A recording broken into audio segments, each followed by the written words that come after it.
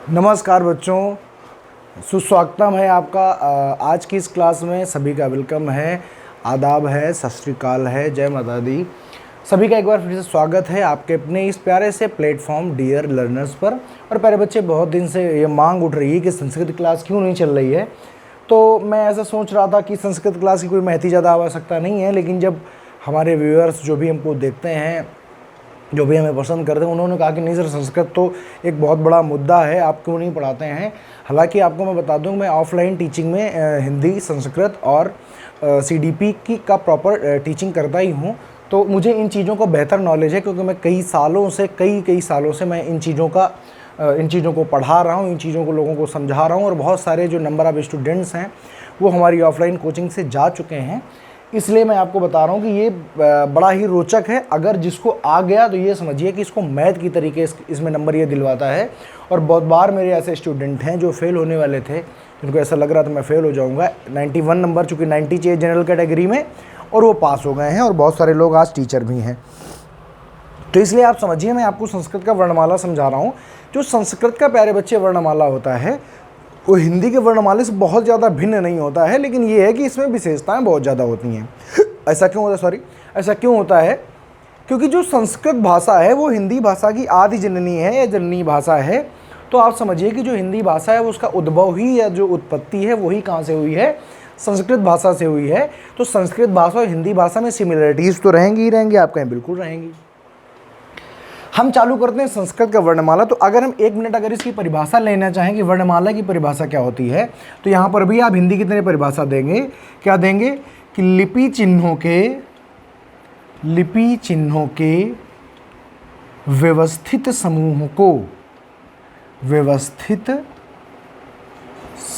को हम क्या कहेंगे? हम वर्णमाला कहते हैं। ये बात याद रखेंगे ना प्यारे बच्चे। तो ये तो हो गई एक परिभाषा, 1 नंबर। दूसरे नंबर पर क्या आएगी? तो आप दूसरे नंबर पर लिखेंगे वर्णों के व्यवस्थित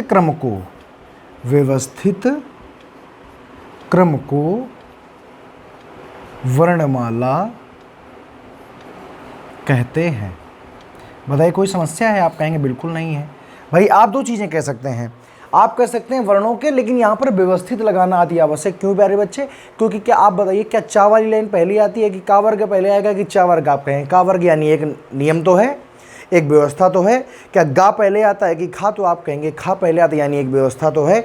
यानी व्यवस्थित हैं चीज़ें कि पहले का वर्ग आएगा, फिर खा, फिर चा, फिर टा, फिर ता, और फिर पा, फिर या आएगा। यानी एक व्यवस्था है। आप इसको ऊट पटांग तरीके, जैसे कि माला क्या होती है? मोतियों की माला।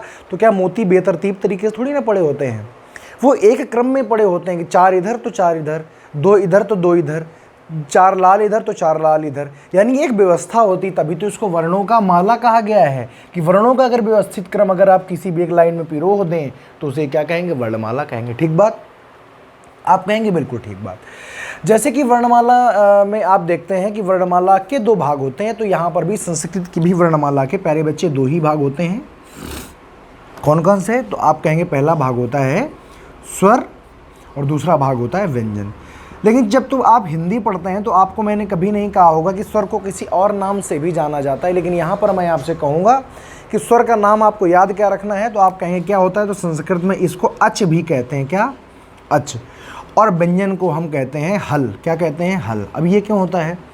देखिए, हमारी जो संस्कृत भाषा का जो विकास हुआ वो महेश्वर सूत्रों से हुआ। तो महेश्वर सूत्रों से जब हमने अपने वर्ण बनाए, जब हमने अपने स्वर बनाए और जब हमने अपने व्यंजन बनाए, तो हमने वहाँ से प्रत्याहार उठाए।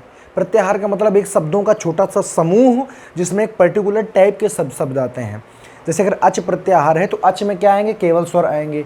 हल प्रत्याहार है तो उसमें क्या आएंगे? केवल ये आएंगे। ऐसे ऊष्म का प्रत्याहार है, ऐसे अलग अलग प्रत्याहार हैं। ठीक है? तो जो अच प्रत्याहार था, कह सकते हैं कि अच शब्दों का जो समूह, शब्दों कह रहे हैं, जो वर्णों का समूह था, उसमें सिर्फ और सिर्फ स्वर पाए गए। तभी हमने क्या कहा? अच को हमने स्वर कह दिया, स्वरों को हमने अच कह दिया। तो लिख सकते हैं कि अच प्रत्याहार में, अच प्रत्याहार से उत्पन्न होने के कारण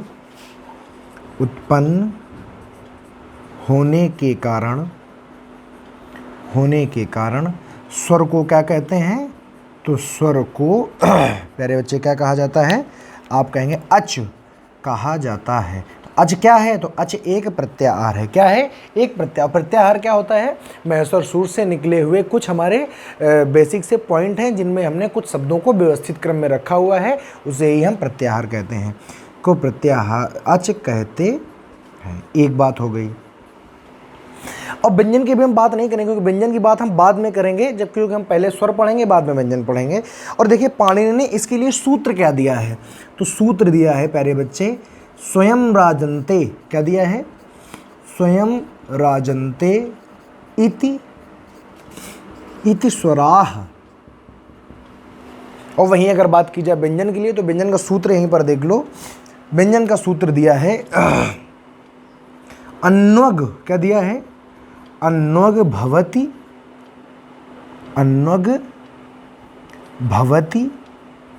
व्यंजनम। अन्वग भवति व्यंजनम, ये सूत्र दिया है पाणिनि ने व्यंजन के लिए, और ये सूत्र दिया है। तो याद रखिएगा, संस्कृत को पढ़ाते समय प्यारे बच्चे सूत्रों का बहुत ज़्यादा महत्व है। आप किसी भी टॉपिक को पढ़ें, आप किसी भी शब्द को पढ़ें, आप किसी भी वर्ण को पढ़ें, उसको सूत्र से पढ़ना अधिक आवश्यक है। और याद रखिएगा, संस्कृत एक वैज्ञानिक भाषा, अगर आप सूत्रों का अगर आप सहारा लेंगे तो आपको इतनी सरल संस्कृत लगेगी जितनी सरल आपको हिंदी भी नहीं लगती है। हिंदी में बहुत सारे डिवाइडेशन होते हैं, लेकिन संस्कृत में बहुत सारे डिवाइडेशन नहीं होते या बहुत सारा प्रयोग नहीं होता है। तो देखना, ये लिखा हुआ स्वयं राजन्ते इति स्वराः, और ये सूत्र दिया इन्होंने व्यंजन के लिए कि अन्वग भवति व्यंजनम। इसका मतलब क्या है? स्वयं राजन्ते इति स्वराः, इसका मतलब है जिसके उच्चारण के लिए स्वयं राजन्ते, जो स्वयं राज करते हैं, यानी उनको किसी की आवश्यकता नहीं होती है, तो आप कह सकते हैं कि जिनके उच्चारण के लिए दूसरे वर्णों की सहायता नहीं लेनी पड़ती है, इति स्वरा, उनको ही तो स्वरा कहते हैं। स्वयं राजन्ते, जो स्वयं उच्चारित हो जाते हैं, जो स्वयं राज करते हैं, जिनको किसी अन्य की आवश्यकता नहीं होती है। इति स्वराः, इति माने उसे, और स्वराः माने इति, आदि माने स्वराः, इति स्वराः माने उसको स्वर कहते हैं। तो अगर लिखना चाहें तो क्या लिखेंगे? जिसके उच्चारण के लिए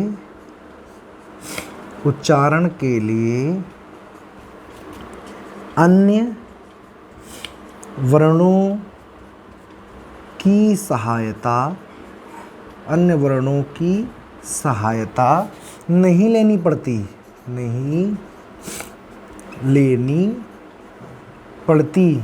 क्या कहलाते हैं? तो आप कहेंगे ये स्वर कहलाते हैं। जबकि इसका क्या मतलब है? अन्नोग भवति व्यंजनम, इस सूत्र का क्या मतलब है? अन्नोग भवति माने अन्न की, भवति माने जो अन्न से होते हैं या जिनके उच्चारण किसी अन्न के बगैर नहीं हो। अन्नोग यानी जो दूसरों से उच्चारित होते हैं या दूसरों की मदद से। तो दूसरे कौन? दो ही प्रकार, स्वर और व्यंजन। तो किसकी मदद लेंगे? स्वरों की। तो अन्नोग भवति व्यंजनम, अन्नोग माने दूसरों से, भवति माने होते हैं, क्या होते हैं? उच्चारित, व्यंजनम उनको व्यंजन कहते हैं। तो इनमें हम लिख सकते हैं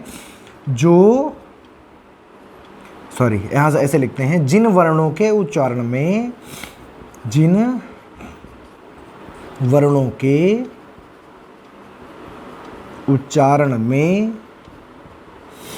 दूसरे वर्णों की सहायता लेनी पड़ती है, दूसरे वर्णों की सहायता लेनी पड़ती है, क्या? व्यंजन कहलाते हैं। बताइए कोई दिक्कत है क्या यहाँ तक? बताइए कोई दिक्कत है? हमने 3-4 चीज़ें बताई। संस्कृत की वर्णमाला की परिभाषा, लिपि चिन्हों के व्यवस्थित समूह को वर्णमाला कहते हैं। याद रखिएगा, संस्कृत का मतलब ये थोड़ी ना कि सब कुछ संस्कृत में ही होगा। लिपि चिन्ह नाम ऐसे नहीं होता है, ठीक है? ऐसे ही होता है, समझ पा रहे हो? संस्कृत को केवल संस्कृत ही ना समझ बैठना। लिपि चिन्हों के व्यवस्थित क्रम को वर्णमाला कहते हैं। वर्णों के व्यवस्थित क्रम को हम क्या कहते हैं? वर्णमाला कहते हैं। वर्णमाला को मुख्यतया 2 भागों में बांट दिया गया है। कौन कौन से? आप कहेंगे स्वर और व्यंजन। स्वर का सूत्र क्या है? तो ये है इसका सूत्र, स्वयं राजन्ते इति स्वराः। और अगर कहा जाए व्यंजन का सूत्र क्या है, तो आप लिखेंगे अन्वग भवति व्यंजनम। तो स्वयं राजन्ते इति स्वराः का मतलब क्या है बताइए? तो आप कहेंगे सर जी लिखा हुआ है कि जिनके स्वयं राजन्ते, जो स्वयं राज करते हैं, जिनको दूसरे की, देखो अगर सूत्र आपको पता हो तो क्या आप परिभाषा नहीं निकाल सकते हो। स्वयं राजन्ते माने जिनके उच्चारण के लिए दूसरे की आवश्यकता नहीं होती। इति स्वराह, उनको स्वर कहते हैं, यही चीज़ तो लिखी है नीचे। अन्नो बहुत ही जो दूसरे से होते हैं या जिनके उच्चारण के लिए दूसरे की आवश्यकता होती है, व्यंजन कहलाते हैं। फटाफट स्क्रीनशॉट करिए जल्दी से, फिर हम आगे की बात करें, ठीक है। फिर देखो एक यहीं पर छोटी सी चर्चा और सुन लो। अक्षर, अक्षर क्या है? अक्षर क्या है? तो अक्षर के लिए सूत्र देते हैं हमारे पाणिनि, कहते हैं ना क्षरति इति अक्षराः। क्या कहते हैं? सूत्र देते हैं ना क्षरति इति अक्षराः, माने जिसका विनाश नहीं होता, जो कभी क्षरित नहीं होता। क्षरति माने क्षरना यानी विनाश होना, ना माने नहीं, जिसका कभी विनाश नहीं होता या जिसके आप छोटे टुकड़े नहीं कर सकते हो। इति अक्षरा, उसको अक्षर कहते हैं। तो लिख सकते हैं यहाँ से जिसके, जिसका से लिखे, जिसका विनाश नहीं हो सकता, विनाश नहीं हो सकता, उसे अक्षर कहते हैं, अक्षर कहते हैं। तो बताइए ये जो हमारे वर्ण हैं, जो हमारे स्वर हैं, व्यंजन हैं, इनको अक्षर कहेंगे कि नहीं कहेंगे? आप कहेंगे बिल्कुल अक्षर कहेंगे। तो याद रखिएगा, एक बार पूछा गया था कि अक्षर क्या है, तो ना क्षरति इति अक्षराः, जिसका विनाश नहीं होता, जो ख़त्म नहीं होता या जिसको इससे ज़्यादा सरल टुकड़ों में नहीं तोड़ा जा सकता, उसको ही हम अक्षर कहते हैं। स्क्रीनशॉट करेंगे जल्दी से, हो गया। अब देखो ध्यान देते रहे ना, सब कुछ समझ में आएगा क्लियरली आपको, और दोबारा कभी पढ़ने की आवश्यकता भी नहीं पड़ेगी, ठीक है। अब हम चर्चा किस पर करेंगे प्यारे बच्चे? तो आप कहेंगे अब सर जी अब चर्चा करेंगे स्वरों पर। किस पर? स्वर पर चर्चा करेंगे। देखो स्वर क्या होते हैं, अब हम ये चर्चा करेंगे और ये पता लगाएंगे कि स्वर क्या होते हैं और कितने प्रकार के होते हैं। देखो आ जाती है स्वर की बात, यहाँ पर हेडिंग डाल देते हैं सबसे ऊपर स्वर। और स्वर को और क्या कहते हैं? अभी अभी मैंने बताया है कि इसको कहा जाता है अच। अगर कहा जाए अच क्या है, वो भी स्वर है, और स्वर क्या है, वो तो स्वर है ही है। अगर इसका आगे हम सूत्र लिखना चाहे, बार बार सूत्र लिखिए। क्या लिखिए? स्वयं राजन्ते, स्वयं राजन्ते इति स्वराः। हमेशा याद रखिएगा और बार बार आप इसका सूत्र लिखिए ताकि आपको हमेशा के लिए ये रट जाए, ठीक। अब देखो अगर हम बात करते हैं तो यहाँ से प्रश्न उठता है कि स्वरों, संस्कृत की स्वरों में संख्या कितनी होती है? स्वरों की संख्या कितनी होती है? तो आप कहेंगे स्वरों की संख्या होती है कितनी? तो आप बताएंगे टोटल। थोड़ा सा जुकाम होने के चक्कर में हल्की सी दिक्कत है, लेकिन कोई बात नहीं है। देखिए आप लोगों का प्यार है इतना, या आप लोग इतना पसंद करते हैं, तो इसलिए अगर थोड़ा सा अगर कभी तबीयत भी ढीली है तो ये होता है कि चलिए काम करते रहा जाए। तो कितनी होती है? तो आप कहेंगे होती है 9। कौन कौन से? आ, ई, उ, ऋषि, ली, ए, ओ और औ।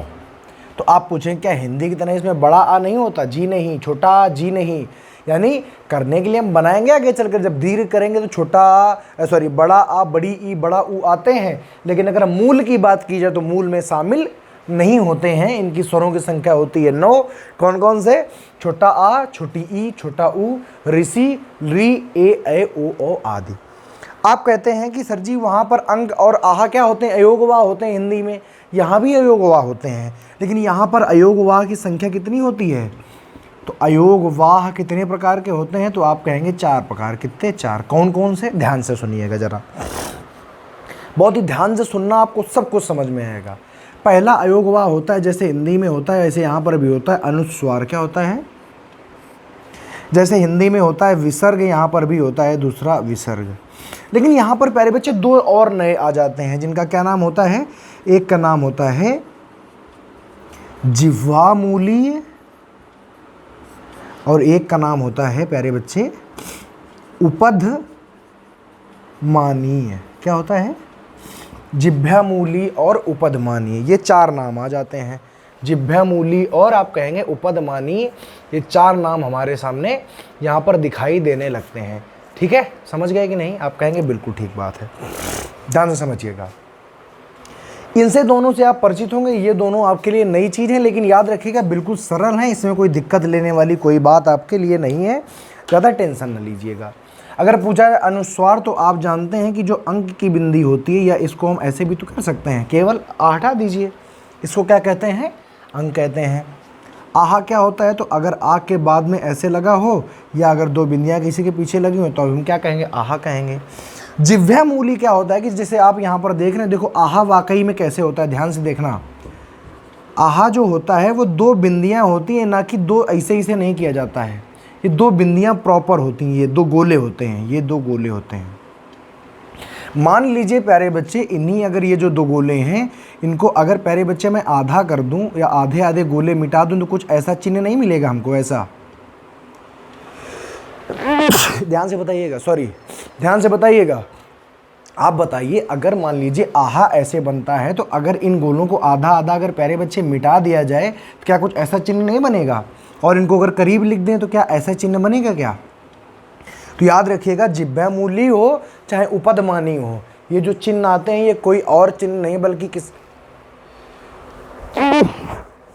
किसका चिन्ह होता है? तो आप कहेंगे सर जी ये किसी और का चिन्ह नहीं, बल्कि जो आहा है, इसको इसके आधे आधे गोलों मिटा करके ये बना दिया जाता है, और ये बात यथार्थ सत्य है, याद रखिएगा। तो अगर हम कहें तो यही देखो प्यारे बच्चे, किसका चिन्ह है? जिह्वामूली का, और यही चिन्ह किसका है? उपदमानी का है। तो आप कहेंगे फिर तो सब दोनों एक ही हो गए। नहीं, दोनों एक नहीं हुए। देखो, अगर कभी भी इस चिन्ह के बाद में का लिखा हो, या कभी भी इस चिन्ह के बाद में खा लिखा हो, क्या लिखा हो? का या खा। अगर ये चिन्ह का के पहले लगा हो, या ये चिन्ह खा के पहले लगा हो, तब इस चिन्ह को कहोगे जिह्वामूली है। ठीक। और अगर यही कभी चिन्ह पा के पहले, या यही चिन्ह कभी फा के पहले लगा हुआ मिल जाए, कहाँ यही चिन्ह अगर कभी पा के पहले लगा मिल जाए, या यही चिन्ह अगर कभी फा के पहले लगा हुआ मिल जाए, तो आप कहेंगे सर जी ये जिह्वामूली नहीं है, ये उपदमानी है। यानी इस चिन्ह का नाम है जिह्वामूली और इसी चिन्ह का नाम है उपदमानी। लेकिन अगर का और खा के पहले लगा होगा तो इसी चिन्ह को जिह्वामूली कहेंगे, और अगर पा और फा के पहले लगा होगा तो इसी चिन्ह को हम क्या कहेंगे? उपदमानी। बाकी आप पूछें गा में नहीं, घा में नहीं, चा में नहीं, यहाँ पर पाफा बा में नहीं, केवल पा और फा और का और खा। समझ पाए हो कि नहीं? ये चिन्ह क्या है? तो विसर्ग के जो बिंदु हैं उनको आधा आधा मिटा करके बनाया गया है जिह्वामूली, उन्हीं को आधा आधा मिटा कर बनाया गया उपदमानी। याद रखेंगे ना? इससे ज़्यादा सरल अब कुछ हो नहीं सकता है, इसलिए इसको बहुत ही दिमाग में आप बिठा लीजिए अपने। ठीक है, बताओ यहाँ तक बात समझ में आई है कि नहीं आई है? तो फटाक से पहले स्क्रीनशॉट करो, फिर आगे की बात बताएं, क्योंकि आगे की बात में पूरा बोर्ड भरेगा। ठीक। हुआ कितने प्रकार के? 4 अनुस्वार, विसर्ग, जिह्वामूली और उपदमानी है। अब देखो आगे, अब हमारे पास ये कितने? 9 प्रकार के। अब 9 प्रकार में हम डिवीज़न करते हैं। तो याद रखिएगा, जो प्रत्येक स्वर होता है वो 3 प्रकार से हो सकता है। पहली बात तो वो ह्रस्व हो सकता है। क्या हो सकता है? ह्रस्व। दूसरी बात वो दीर्घ हो सकता है, और तीसरी बात वो प्लुत भी हो सकता है। भाई प्लुत भी तो होते हैं। तो अगर पूछा स्वर कितने प्रकार के, तो आप कहेंगे 3 प्रकार। कौन कौन से? ह्रस्व स्वर, दीर्घ स्वर और प्लुत स्वर। ह्रस्व स्वर का एक नाम प्यारे बच्चे और है, जिसको कहते हैं एक मात्रिक स्वर। क्या कहते हैं? एक मात्रिक स्वर, या इसी को कहते हैं हम मूल स्वर। क्या कहते हैं? ठीक है बात। इसको हम कहते हैं दीर्घ, कहते हैं द्विमात्रिक स्वर। क्या कहते हैं? और प्लुत स्वर को तो हम प्लुत स्वर ही कहेंगे, दूसरा कोई नाम तो है नहीं। अब देखो, आपसे संख्या पूछी जाएगी सिर्फ और सिर्फ ह्रस्व स्वरों की संख्या कितनी होती है, तो आप कहेंगे जो ह्रस्व स्वर है उनकी संख्या होती है 5। पूछा है कौन कौन? छोटा आ, छोटी ई, छोटा ऊ, ऋषि और ली। ठीक। पूछा जाए कि दीर्घ कौन कौन? अब देखो यहाँ पर आप लिख सकते हैं आ, ई, ऊ, ए, ओ और औ। लिख सकते हैं इनको तीनों को, ठीक है। आगे अगर पूछा जाए, लेकिन आप कहें कि फिर ये तो मिला के फिर 13 हो जाएंगे, नहीं, काउंटिंग नहीं करनी है उनकी, सिर्फ आपको जानना है ये बातें। तो यहाँ पर फिर बड़ी ऋषि भी लिख लीजिए, देखो जानने की ही बात है तो यहाँ पर आप बड़ी ऋषि, लेकिन याद रखना कभी बड़ी ऋ नहीं होती है, बड़ी ऋषि ए ओ और ओ। क्या यहाँ तक आप लोगों को दिखाई दे रहा है प्यारे बच्चे शार्पली? क्या आपको दिखाई दे रहा है? तो जी हाँ, कोई दिक्कत नहीं है। आगे देखो, अब देखो प्लुत स्वरों की प्यारे बच्चे कोई संख्या तो होती है नहीं, क्योंकि आपने कभी नहीं पढ़ा होगा कि ये दीर्घ है, ये लघु है और ये प्लुत है। तो ये प्लुत कहाँ से आते हैं? तो प्लुत प्यारे बच्चे बनाए जाते हैं। जैसे ये छोटा आ है, देखो ये है एक मात्रिक, ये है दो मात्रिक, तो इसको क्या कहते हैं? तो इसको प्यारे हम बच्चे कहते हैं त्रिमात्रिक। क्या कहते हैं? त्रिमात्रिक। अब त्रिमात्रिक कैसे पता चलेगा? जैसे ये लिखा हुआ आ, अगर आपने आ के साथ डैश करके हिंदी का 3 लिख दिया, हिंदी में कैसे लिखते हैं? 1 2 3 4 5, तो ये हिंदी वाला 3, ये ऊ नहीं है, ये क्या है? हिंदी का 3 है। तो अगर आपने आ के सामने डैश करके 3 लिख दिया, यानी आप आ को कितनी मात्रा बनाना चाहते हैं? ये प्लुत स्वर है। आप इसके सामने 3 लिख दो, ये भी प्लुत स्वर है। आप इसके सामने 3 लिख दो, ये भी प्लुत स्वर है। समझ रहे हो? आप किसी भी स्वर के सामने, जैसे कि आप ऋषि के सामने जा करके अगर 3 लिख दो, तब ये भी प्लुत है। यानी प्लुत स्वरों की संख्या होती नहीं है, लेकिन बनाई जाती है। और याद रखिएगा, हिंदी में ऐसी कोई चीज़ नहीं है कि आप 3 लिख करके बना दो। कैसे? अगर इसके सामने 3, इसके सामने 3, सॉरी, सबके सामने अगर आपने 3 लिख दिया तो आपका क्या बन जाएगा? आपका प्लुत बन जाएगा। इकलौता एक शब्द हमारे सामने आता है प्यारे बच्चे, जिसको हम कहते हैं ओम। क्या कहते हैं? तो ओम ऐसे लिखा होता है। हमेशा याद रखें, कभी भी इसमें ऊपर शिरोरेखा नहीं होती है, क्योंकि ये क्या लिखा है? तो ये लिखा हुआ है हिंदी का 3, यानी ओ को 3 बार बोलो, ओ को त्रिमात्रिक बनाओ, बाद में माँ लगाओ, तो ये क्या हो जाएगा? ओम हो जाएगा। तो क्या बताओ, ये बात तुमको समझ में आई है कि नहीं आई है? इकलौता ऐसा शब्द है जिसमें प्लुत का प्रयोग किया जाता है। तो प्लुत बना पाएंगे? आ को प्लुत, ई को प्लुत, इसको प्लुत, उसको प्लुत, सबको प्लुत बना देंगे? आप कहेंगे बिल्कुल। अब देखो, और भी प्लुत बना सकते हैं आप, इसको भी प्लुत कर सकते हैं, इसको भी, इसको भी, इसको भी, जिसको चाहें आप उसको प्लुत बना दीजिए। जैसे ओ को उठाइए, प्लुत बना दीजिए, री को उठाइए, प्लुत बना दीजिए। यानी आप प्लुत किसी को भी बना सकते हैं। जो हमारे 9 के 9 प्रकार के जो हमारे अच हैं, स्वर हैं, इनमें से किसी को भी, इनमें से प्यारे बच्चे किसी को भी आप प्लुत बना सकते हैं। कोई दिक्कत है आपको? नहीं है। फिर एक अलग से एक स्वर हम पढ़ते हैं, संयुक्त स्वर। क्या पढ़ते हैं?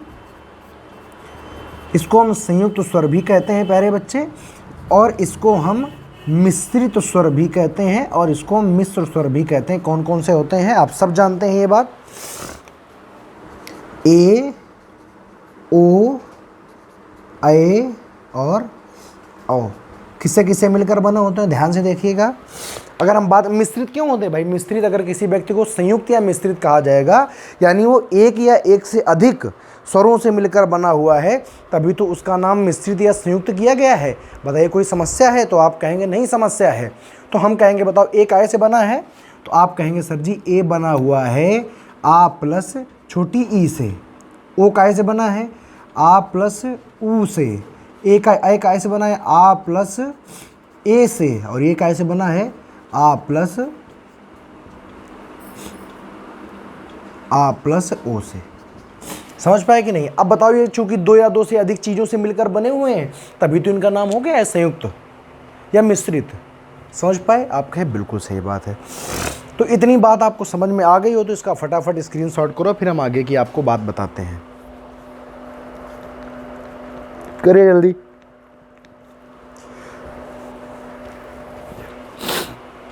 देखिए, चीज़ें जो हैं वो बहुत ही ज़्यादा इंटरेस्टिंग वे में हैं, बशर्ते आपको इंटरेस्ट लेना पड़ेगा तब। ठीक है? अब देखो, समझ में आ गई यहाँ तक बात? आप कहेंगे बिल्कुल। हम साफ करते हैं अब, और आगे सुनना।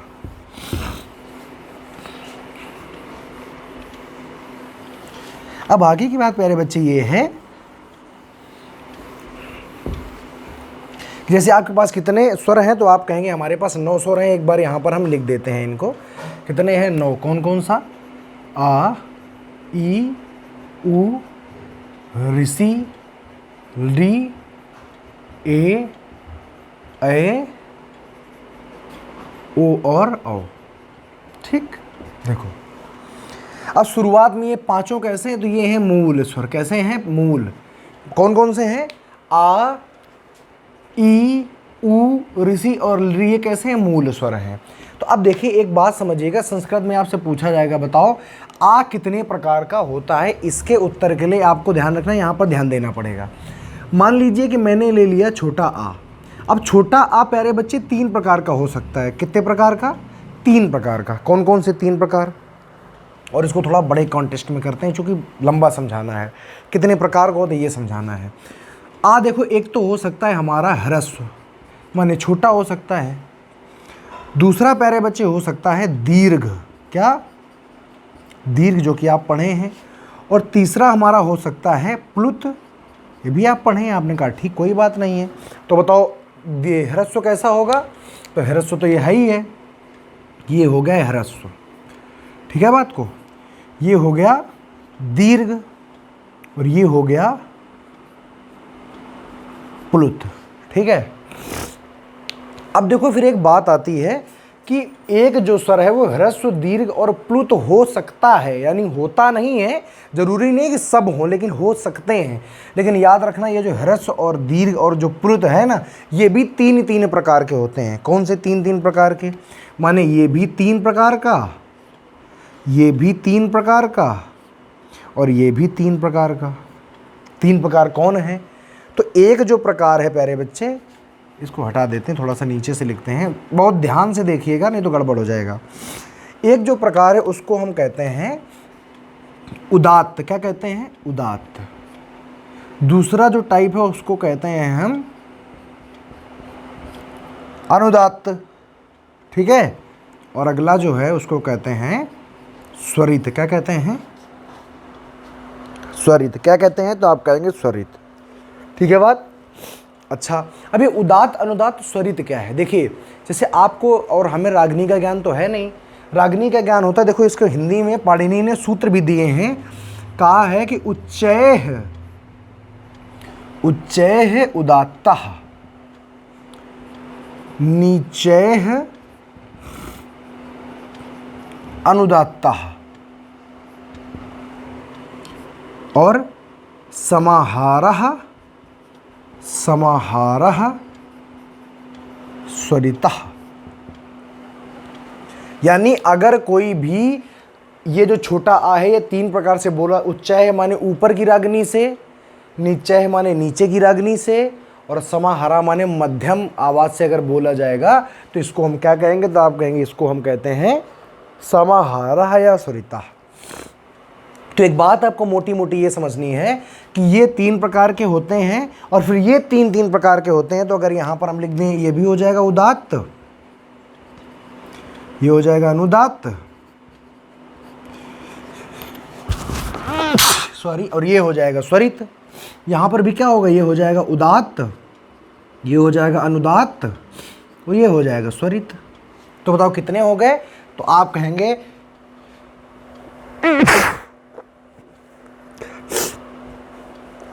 ये कितने प्रकार के हो गए? तो आप कहेंगे ये 9 प्रकार के हो गए। 3 ये और 3 ये, तो टोटल कितने प्रकार के? तो आप कहेंगे टोटल हो गए 9 प्रकार के। ठीक है प्यारे बच्चे। अब देखो होता ये है कि जो छोटा आ होता है वो 18 प्रकार का होता है। ये आप कैसे समझेंगे? 9 प्रकार तो आप समझ गए, लेकिन प्रत्येक जो प्रकार, ये 2 प्रकार का और होता है। ये जो जैसे कि यहां पर लिख देते हैं, ये जो प्रत्येक प्रकार है, ये जैसे कि उदात्त है, पूरा लिखते हैं उदात्त, अनुदात्त और स्वरित। ये भी 2 प्रकार के होते हैं। कौन कौन से? तो ये भी 2 प्रकार का होगा। कौन कौन सा होगा? अनुनासिक और अनुस्वार। ये भी होगा अनुनासिक और अनुनासिक और निर्नुनासिक। निर्नुनासिक, अनुनासिक और अनुनासिक किसको कहते हैं? चंद्रबिंदु को। और निरनुनासिक किसको कहते हैं? जिसमें चंद्र बिंदु ना हो। तो प्यारे बच्चे दिमाग लगाइए कि ये सब कितने हो गए थे, तो आप कहेंगे 9 प्रकार के, और प्रत्येक फिर से 2-2 प्रकार का हो जाएगा, तो 9 गुणित 2 बराबर क्या 18 नहीं आ जाएगा? बताइए 18 आएगा या नहीं आएगा? तो अगर आपसे कोई पूछे कि बताइए कितने प्रकार के होते हैं, क्या कितने प्रकार के होते हैं हमारे, एक आ कितने प्रकार का है? 18 प्रकार का। ई कितने प्रकार का है? 18। ऊ कितने प्रकार का है? 18। और री कितने प्रकार का है? 18। तो इसको अभी समझाने में प्यारे बच्चे थोड़ा सा वक्त लगेगा। इसको समझाने में सॉरी कैमरा हिल गया थोड़ा। इसको समझाने में प्यारे बच्चे थोड़ा सा वक्त लगेगा, तो हम ये चाह रहे हैं थोड़ा सा वक्त लगेगा प्यारे बच्चे, तो हम ये चाह रहे हैं कि आप अभी यहीं तक पढ़ें, आप इसको समझें बूझें, और अगली क्लास में हम आपको पूरा पढ़ाते हैं। तब तक के लिए लाइक शेयर सब्सक्राइब करेंगे, चैनल को बहुत ज़्यादा प्यार देंगे, और कमेंट ज़रूर देंगे, अपने सुझाव ज़रूर देंगे हमको, ताकि हम समझ पाएँ कि हमसे चूक कहाँ पे हो रही है या हम क्या आपको नहीं समझा पा रहे हैं। तब तक के लिए नमस्कार, जय हिंद।